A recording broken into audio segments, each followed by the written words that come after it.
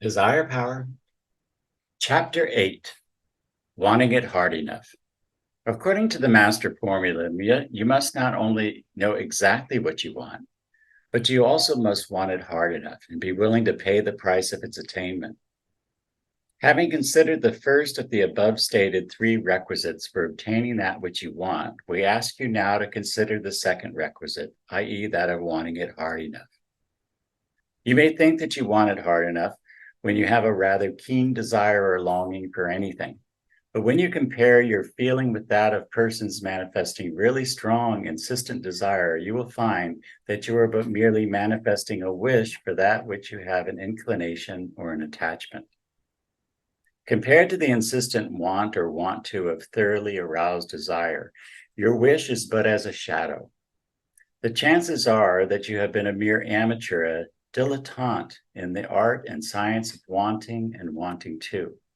Very few persons really know how to want or want to in such manner as to arouse fully the elemental desires and forces of desire power.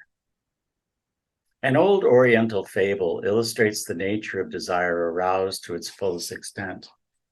The fable relates that a teacher took his pupil out on a deep lake in a boat and then suddenly pushed him overboard. The youth sank beneath the surface of the water, but rose in a few seconds, gasping for breath. Without giving him time to fill his lungs with air, the teacher forcibly pushed him under once more. The youth rose to the surface the second time and was again pushed under.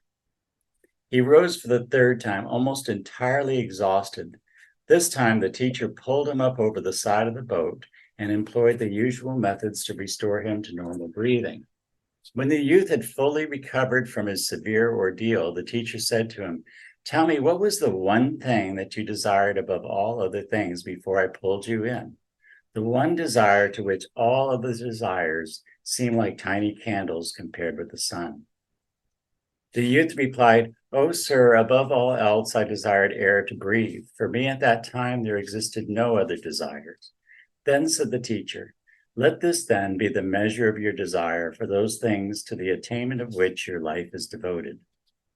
You will not fully realize the measure of desire pointed out in this fable unless you employ your imagination in the direction of feeling yourself in the drowning condition of the youth. Until you do this, the fable is a mere matter of words. When you can realize in feeling as well as recognize in thought the strength of the desire for air present in that youth, and then only will you be able to manifest and expression a similar degree of desire for the objects of your prime wants and want tos. Do not rest satisfied with the intellectual recognition of the condition. Induce the corresponding emotional feeling in yourself to as great a degree as possible. Varying the illustration, you will do well to induce in yourself, in imagination, the realization of the insistent, paramount desire for food experienced by the starving man lost in the dense forest in midwinter. The chances are that you have never been actually hungry in the true sense of the term. All that you have mistaken for hunger is merely the call of appetite or taste, the result of habit. When you are so hungry that an old, stale, dry crust of bread will be delicious to your taste, then you are beginning to know what real hunger is. Those men who, lost in the forest or shipwrecked, have tried to satisfy intense hunger by gnawing the bark of trees or chewing bits of leather cut from their boots. These men could give you some interesting information concerning hunger. If you can imagine the feelings of men in this condition, then you may begin to understand what insistent desire really means. Again, the shipwrecked sailors adrift at sea with their supply of water exhausted, or the desert-lost man wandering over the hot sands with a thirst almost inconceivable to the ordinary person. These men know what insistent desire means. Man can live many days without food, but only a few days without water, and only a few minutes without air. When these fundamental essentials of life are withdrawn temporarily, the living creature finds his strongest and most elemental feelings and desires aroused.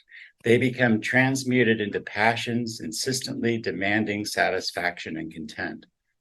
When these elemental emotions and desires are thoroughly aroused, All the derivative emotional states are forgotten. Imagine the emotional state of the starving man inside of food, or the thirst-cursed man within reach of water, if some other person or thing intervenes and attempts to frustrate the suffering man's attainment of that which he wants above all else at the time. Other examples of insistent desire may be found in the cases of wild animals in the mating season, in which they will risk life and defy their powerful rivals in order to secure the chosen mate. If you have ever come across a bull moose in mating season, you will have a vivid picture and idea of this phase of elemental desire raised to the point of insistent demand. Again, consider the intense emotional feeling and the accompanying desires experienced by the mother creature in connection with the welfare and protection of her young when danger threatens them. This will show you the nature and character of elemental desire aroused to the fullest extent. Even tiny birds will fight against overwhelming odds in resisting the animal or man seeking to rob their nests. It is a poor-spirited mother animal which will not risk her life and actually court death in defense of her young. The female wild creature becomes doubly formidable when accompanied by her young. The female of the species is far more deadly than the male when the welfare of its young is involved. The Orientals have a proverb. It is a very brave or a very foolish man who will try to steal a young tiger cub while its mother is alive and free in the vicinity. We have called your attention to the above several examples and illustrations of the force of strongly aroused elemental emotions and desires, not alone to point out to you how powerful such desires and feelings become under the appropriate circumstances and conditions, but also to bring you to a realization of the existence within all living things of a latent emotional strength and power which is capable of being aroused into a strenuous activity under the proper stimulus, and of being directed towards certain definite ends and purposes indicated by the stimulus. That this strength and power is aroused by and flows out toward the particular forms of stimulus above indicated is a matter of common knowledge. But that it may be aroused to equal strength, power, and intensity by other forms of stimulus, such stimulus having been deliberately placed before it by the individual, is not known to the many. Only the few have learned this secret. We ask you then to use your imagination here once more for a moment. Imagine an individual who has his mind set upon the attainment of a certain end or purpose to such a degree that he has aroused the latent desire power within him to that extent where he wants to that end or purpose in the degree of strength, power, insistency, and fierceness manifested by the drowning man who wants air, by the desert lost man who wants water, by the starving man who wants food, by the wild creature who wants its mate, by the mother animal who wants the welfare of its young. This is the individual in whom the elemental desire power has been aroused to such an extent and directed toward the attainment or achievement of his dominant desire. How would you like to compete with such a man for the attainment of the object of his desire power? How would you like to be the opposing obstacle standing directly in his path and progress and attainment? How would you like to play with him that part analogous to that of one who would try to snatch away the bone from a starving wolf, or pull the tiger cub from the paws of its savage mother? This is an extreme case of illustration, of course. Very few individuals actually reach the stage indicated, though it is not impossible by any means, but many travel a long way along that road. The strong, successful men who have made good, who have arrived, who have done things in any line of human endeavor, will be found to have traveled quite a distance in that direction on the road of desire. They have aroused within themselves the strong elemental desire power which abides in latency in the depths of the mental and emotional being, the soul, if you will, of every human creature. and have caused that elemental force to pour through the channels of the particular dominant desires which they have brought to the surface of their nature from the depths of the subconscious itself. Look in any direction you may, and you will find that the strong, masterful, dominant, successful men are those in whom desire power has been aroused and directed in this way. These men know what they want, just as the drowning man, the starving man, the thirst-cursed man, the wild mating creature, the mother creature, each knows what he or she wants. They have no doubts concerning their dominant desires, and these men also want hard enough that which represents their dominant desires, just as did the drowning man, the starving man, and the rest of our illustrative examples. And like those examples, these men were also willing to pay the price. Run over the list of the successful men and women with whose careers you are acquainted. Place on that list the great discoverers, inventors, explorers, military men, businessmen, artists, literary men and women, all those who have done things successfully. Then check off name after name as you discover the biographical report of the desire power manifested by these individuals. You will find that in each and every case, there were present the definite ideals, insistent desire, confident expectation, persistent determination, and balanced compensation, which constitute the master formula of attainment of our instruction.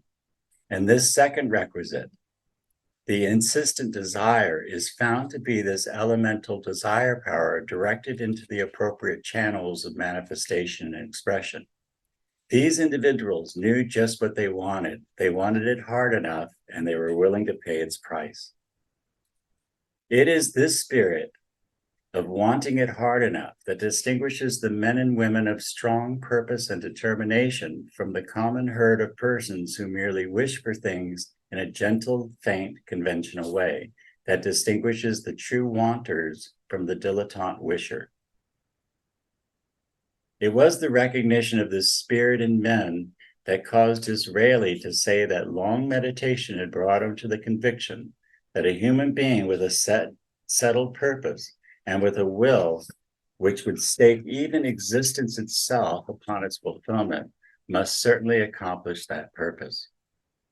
But you may say, admitting the truth of your premise, how am I to proceed in order to arouse the dominant latent desire power within me and to cause it to flow forth in the direction of the attainment of my dominant desires? Answering the question, we would say, begin at the very beginning and proceed to arouse and draw forth the latent desire power by presenting to it the stimulus of suggestive and inciting ideas and pictures. For from beginning to end, there prevails the principle expressed in that axiom of psychology which says, desire is aroused and flows forth toward things represented by ideas and mental pictures. The stronger and clearer the idea or mental picture, the stronger and more insistent is the aroused desire, all else being equal. You should proceed to apply this principle from the very beginning, even at the stage of semi-awakened desire power. There abides within you a great store of latent dominant desire power, a great reservoir of desire power which is almost dormant, but which contains within itself the latent and nascent powers of wonderfully devised manifestation and expression. You will do well to begin by stirring up this great reservoir of desire power, arousing it into activity in a general way, to the end that you may afterward direct its power and cause it to flow forth into and along the channels of expression and manifestation which you have provided for it. In the great crater of a mighty volcano of Hawaii, in plain sight of the daring visitor to the rim of the abyss, there abides a large lake of molten lava, seething and bubbling, boiling and effervescing, in a state of hissing ebullience, a lake of liquid fire, as it were.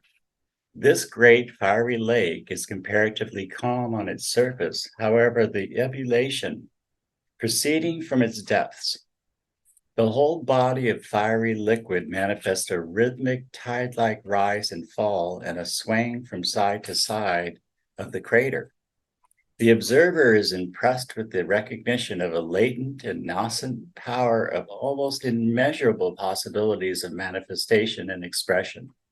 He feels born unto him the conviction that this seething, rising, and falling, swaying, tremendous body of liquid fire, if once fully aroused into activity, would boil and seethe up to the edge of the crater and overflowing would pour down into the valleys beneath, carrying before it and destroying every obstacle in its path. This great lake of molten lava, this great body of liquid fire is a symbol of the great body of latent and nascent desire power abiding within every individual, within you. It rests there comparatively inactive on the surface, but ever manifesting a peculiar churning ebullition proceeding from its great depths. It seethes and boils, effervesces and bubbles, rises and falls in tide-like rhythm, sways in rhythmic sequence from side to side. It seems ever to say to you, I am here, restless and disturbed, ever longing, craving, hankering for, hungering and thirsting for, desiring for expression and manifestation in definite form and direction. Stir me up, arouse my inner force, set me into action, and I will rise and assert my power and accomplish for you that which you direct. In this stage of desire power, its most general stage, you will be filled with a vague discontent and dissatisfaction, a longing, wishing, lusting for, and striving toward expression and manifestation of some kind, though you know not just what it is you want, nor just what you wish to do. The inclination and urge is there, but the direction is lacking. Here, desire power manifests in but a vague sense of unrest and an almost unconscious urge and striving toward outward expression, and an almost unconscious inclination or tendency toward outward manifestation and action toward more or less definite ends. But even here, there is the presence of idea which is stirred up and is calling forth the latent and nascent desire power. But that idea is merely that of a general urge toward outward expression and manifestation. It arouses but a general discontent with the present state, accompanied by the conative urge toward the achievement of a better condition, state, or channel of expression.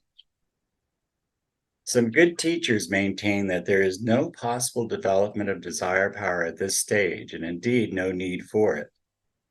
But we, the present writers, feel that this is a mistake. We believe that even at this early stage or phase of desire power, it is possible to arouse and stimulate it into activity to the end that it may later be directed into definite channels of expression and manifestation. Moreover, we believe that nature has proceeded in just this way in her numerous sharp advances, rises, and jumps in the evolutionary process in which the living beings have made progress at a rate far beyond the normal. We believe that nature has caused a bubbling over at such periods and has caused the overflowing desire power to seek new and wider channels of manifestation. Of course, we realize that this stirring up or agitation of your latent desire power is apt to, in fact, certainly will, create additional discontent on your part. But what of it? Some philosophers praise the spirit of contentment and say that happiness is to be found only therein. Be that as it may be as positively asserted that all progress proceeds from discontent. It is, of course, very philosophical to follow the advice, if you can't have what you must like what you have. This idea produces a certain feeling of content. But we would add to the aphorism the following qualifying clause. But you can't be sure that you can't have what you like until you have exhausted all possible means of getting it. While admitting the value of content, at the same time, we believe in preaching the gospel of discontent to the same degree and extent. We believe that the discontent is the first step on the path of attainment, We believe that it is just this very divine discontent that causes men and women to undertake the divine adventure of life, and which is back of and under all human progress. Content may be carried quite too far. Absolute content results in apathy and lethargy. It stops the wheels of progress. Nature evidently is not content, else it would cease to manifest the process of evolution. Nature has evidently been ever filled with the spirit of discontent, judging from her invariable manifestation of the law of change. Without discontent and the desire to change, there would be no change in nature. The law of change shows plainly nature's opinion on the subject and her prevailing feelings and desires in the matter. You will do well to begin by treating your great body of elemental desire power for increased activity and for the transmission of its static power into dynamic power, bringing it from its state of semi-rest into the state of increased restlessness and tendency to flow forth into action. You may do this in the same way that you will later employ in the case of specific, particular, and definite desires, i.e., by presenting to it suggestive and inciting ideas and mental pictures. Begin by presenting to your elemental desire power the suggestive idea and mental picture of itself as akin to the great lake of molten lava or liquid fire, filled with latent and nascent energy, power, and force, filled with the elemental urge toward expression and manifestation in outward form and action, able and willing to accomplish anything it desires to do with sufficient strength, providing a definite channel is provided for its flow of power. Show it the picture of itself as ready and willing to transmute its static energy into dynamic force and to pour forth along the channels which you will provide for it, and above all else, quite able to do this if it will but arouse itself into dynamic action. In short, present to its gaze your idealistic and ideated mental equipment in the form of the surface of a great mirror reflecting the picture of the elemental desire power as it presents itself to that mirror. Let desire power see itself as it is. Supply desire with its complementary idea. You will do well to accompany this mental picture with a verbal statement or affirmation of the details of that picture. Treat your elemental desire power as if it were an entity. There is a valid psychological reason for this, by the way, and tell it in exact words just what it is, what are its powers, and what is its essential nature, displaying the disposition to express and manifest itself in outward form and activity. Pound these suggestive statements into it as firmly, earnestly, and persistently as you can. Supply the desire power with the element of idea and mental pictures. Give it the picture of what it is and the pattern or diagram of what it can do if it will. The result of this course of treatment applied to your elemental desire power will soon show itself in an increased feeling of more vigorous, rhythmic tidal movement and side-to-side movement as previously described, and in an increased rate and vigor of its seething, boiling, effervescing ebullition. From its depths will arise mighty impulses and urges, upheavals and uprisings. The great molten lake of desire power will begin to boil with increased vigor and will show an inclination to produce the steam of will. You will experience new and strange evidences of the urge of desire power within you, seeking expression and manifestation along the channels which you have provided for it. As yet, however, the desires will not have taken a definite form or direction. They will manifest merely in the state which has been called that of raw desire, the great elemental general desire power eminent in all things. But before reaching this stage, you must have created the channels through and which you wish the overflowing desire power to flow when it reaches the boiling over stage. These channels must be built along the lines of those desires which you have proved to be your dominant desires. Build these channels deep, wide, and strong. From them, you can afterward build minor channels for your secondary and derivative desires arising from your dominant desires. At present, however, your main concern is with your main channels. Let each channel represent the clear, deep, strong idea and mental picture of just what you want as you clearly see and know it. You have found out exactly what you want, when you want it, and how you want it. Let your channels represent as closely as may be just these ideas. Build the banks high so as to obviate any waste. Build the walls strong so as to stand the strain. Build the channel deep and wide so as to carry the full force and quantity of the current. By creating the channels of your dominant desires, we mean establishing the paths to be traversed by the overflowing current of desire, which you have aroused from its latent and nascent condition. These channels, or paths, are created mentally by the employment of creative imagination and ideation. These mental forces proceed to manifest in the direction of creating and presenting to your consciousness the ideas and mental pictures of your dominant desires, which you have discovered in your process of self-analysis. The work of creating these channels is really but a continuation of the mental work performed by you in the discovery of your dominant desires. In creating these channels, you should be observing 3 general rules as follows. Number 1, make the channels clear and clean by creating and maintaining a clear, clean, distinct, and definite idea of each of your dominant desires, in which idea the entire thought concerning the dominant desire is condensed, and in which there is no foreign or non-essential material.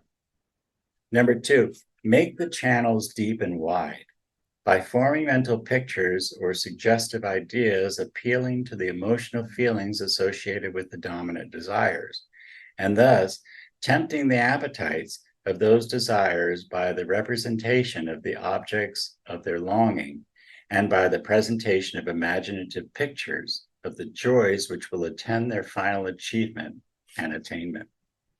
Number 3, make the bank strong by means of the employment of the persistent determination of the will, so that the powerful, swift current may be confined within the limits of the dominant desire and not be permitted to escape and waste itself by scattering its energy and force over the surrounding land. When your current is flowing freely, you will find it necessary to build minor channels serving to bring about the attainment of objects and ends helpful to the accomplishment of the objects and ends of the major channels. In building these minor channels, follow the same general rules and principles which we have given you. From the great main channels down to the tiniest canal, the same principle is involved. Always build clear and clean by means of a definite idea and aim. Always build deep and wide by means of suggestive ideas and mental pictures. Always build strong banks by means of the determined will. In concluding this consideration of the second requisite, i.e., the element of wanting it hard enough, we wish to impress upon your mind the tremendous vitalizing and inciting power exerted by suggestive ideas and mental pictures upon desire power. Suggestive ideas and mental pictures act upon desire power with a tremendous degree of effect in the direction of inciting, arousing, stirring, stimulating, exciting, spurring, goading, provoking, moving, encouraging, animating, and urging to expression and manifestation. There are no other incentives equal to these. All strong desires are aroused by such incentives, consciously or unconsciously applied. For instance, you may have no desire to visit California. Then your interest in that part of the country is aroused by what you read or hear concerning it, and a vague desire to visit is aroused in you. Later, information in the direction of giving you additional material for suggestive ideas and mental pictures serves to arouse your desire to go to California.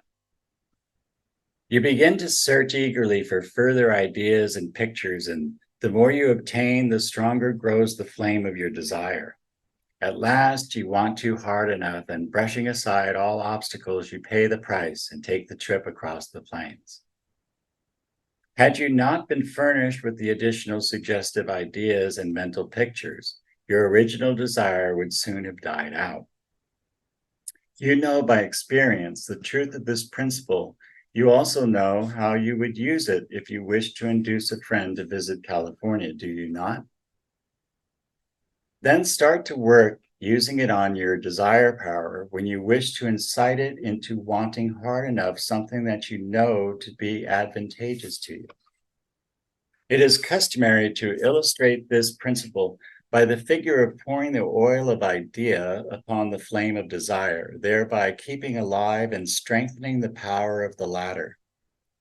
The figure of speech is a good one. The illustration serves well its purpose. But your memory and imagination representing your experience will furnish you with one a little nearer home. All that you need do is to imagine the effect which would be produced upon you if you were hungry and were able to form the mental picture or create the suggestive idea of a particularly appetizing meal. Even as it is though you are not really hungry, the thought of such a meal will make your mouth water. Again, you may readily imagine the effect produced upon you when you are parched and intensely thirsty on a long ride by the vivid mental picture or strong suggestive idea of a clear, cold spring of mountain water. Or again, when in a stuffy, ill-ventilated office, you think of the fresh air of the mountain camp where you went fishing last summer, when you picture plainly the joys of the experience, can you deny that your desire power is intensely aroused and excited, and that you feel like dropping everything and taking to the woods at once? Raising the principle to its extreme form of manifestation, try to imagine the effect upon the famishing man of a dream of plentiful food. The dream of the thirst-cursed man in which is pictured flowing fountains of water. Try to imagine the effect upon the mate-seeking wild bull moose of the far-off bellow of the sought-for mate. Would you like to impede his path on such an occasion? Finally, picture the emotional excitement and frenzy of desire on the part of the tigress when she comes in sight of the food for her half-starved cubs, or her force of desire when she hears a far-off cry of distress of her younglings. In order to want and want to, as hard as do these human being and wild things which we have employed as illustrations, you must feed your desire power with the suggestive ideas and mental pictures, similar in exciting power to those which rouse into action their dominant and paramount want and want to. Of course, these are extreme cases, but they serve to illustrate the principle involved. In short, in order to want it hard enough, you must create a gnawing hunger and a parching thirst for the objects of your dominant desires.